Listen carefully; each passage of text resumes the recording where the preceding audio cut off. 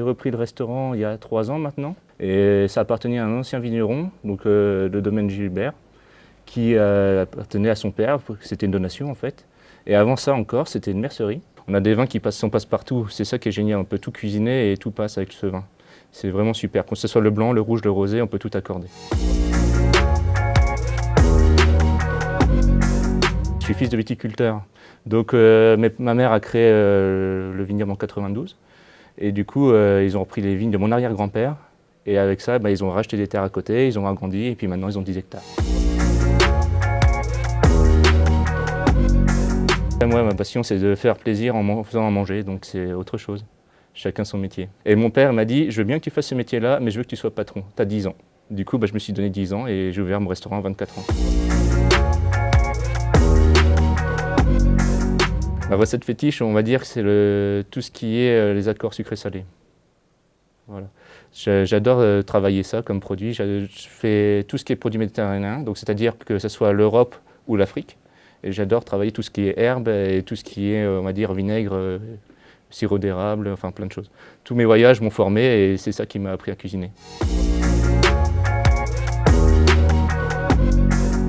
J'ai une carte assez large, on a fait avec mon petit frère. Et en fait, mon petit frère a fait toute la partie française du Nord.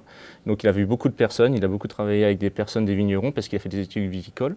Donc il m'a rapporté beaucoup de vin, beaucoup de culture, beaucoup de gastronomie viticole. Et ça m'a permis après de chercher des recettes, d'évoluer en fonction de ce qu'il m'a rapporté, tout simplement. Et j'ai une très grande facilité à créer des recettes. Donc comme je vais vous montrer tout à l'heure, il n'y a pas de souci. Ça, c'est une recette que j'ai créée il y a 2 jours.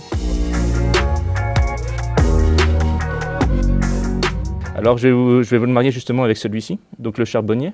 Donc c'est un vin qui est assez fruité, assez parfumé, qui a été macéré 18 mois en cuve pendant 18 mois sur lit. Donc ça va apporter des goûts de pêche et de fruits un peu cotonneux.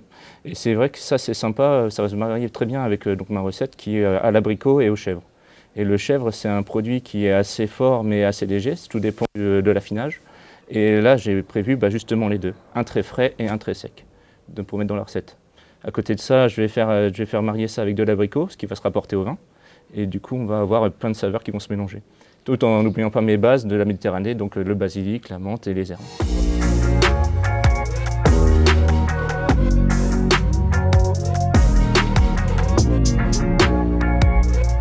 Donc on va déjà commencer par faire glacer tout ce qui est les petits légumes, donc les carottes, les navets et les radis. Donc glacer, c'est une technique assez simple en fait, on met à hauteur dans une poêle les légumes avec de l'eau, du sucre, du sel, du poivre et voilà, on laisse réduire jusqu'à ce qu'il n'y ait plus d'eau. Après derrière, on va faire donc le coulis d'abricot au basilic et à la menthe. Du coup, j'ai déjà fait mariner mes abricots avec du rhum, du yuzu et du sirop d'érable. Je vais le faire cuire dans une casserole avec des herbes et des échalotes. Je vais tout mixer, rajouter un peu de sel, un peu de poivre et ça va être parfait. Et derrière, on va faire tout ce qui est donc les petits samosas aux chèvres et aux abricots confits. Et derrière, on va mettre une farce du coup aux chèvres avec des abricots confits et de la menthe, tout simplement.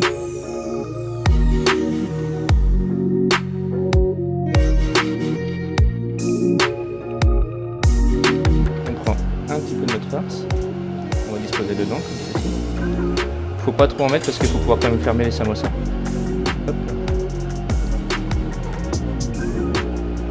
Et pour fermer le tout, on prend un œuf, on va badigeonner partout et ça va coller tout seul.